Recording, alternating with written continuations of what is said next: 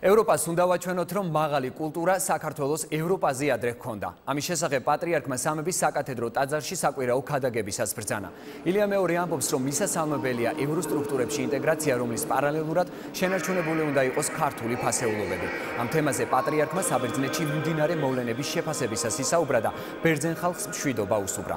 ქადაგების ბოლოს უწმინდესმა ჯანდაცვის მინისტრს ჯანდაცვის სფეროში გატარებული რეფორმებისთვის მადლობა გადაუხადა.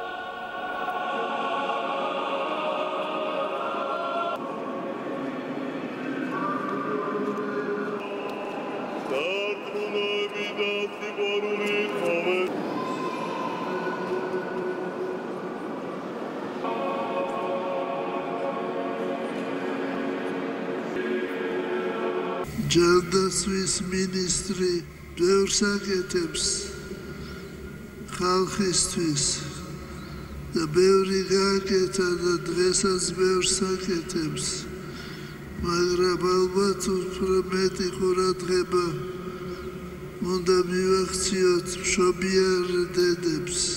ამ ბოლო დროს გახშირდა, როცა დედა შობს მკვდარ შვილს. მინდა კიდევ ერთხელ შეგახსენოთ, რომ ევროპის სტრუქტურები საჭიროა, მაგრამ ამავე დროს ჩვენ არ უნდა დავხარგოთ ჩვენი ფასეულობა, ჩვენი ქართული ისტორიული, კულტურული, სულიერი, მეცნიერული ფასეულობა და ყველაფერი უნდა გავაკეთოთ იმისათვის, რომ ევროპას ვაჩვენოთ. ევროპაზე ადრე საქართველოს ჰქონდა მაღალი კულტურა.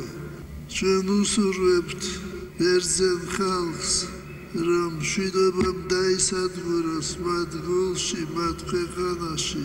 მით უმეტეს, როცა ჩვენ გვიჭირდა მრავალი ქართველი ადამიანი წავიდა საბერძნეთში და იქიდან ეხმარებოდა საქართველოს თავის ოჯახებს.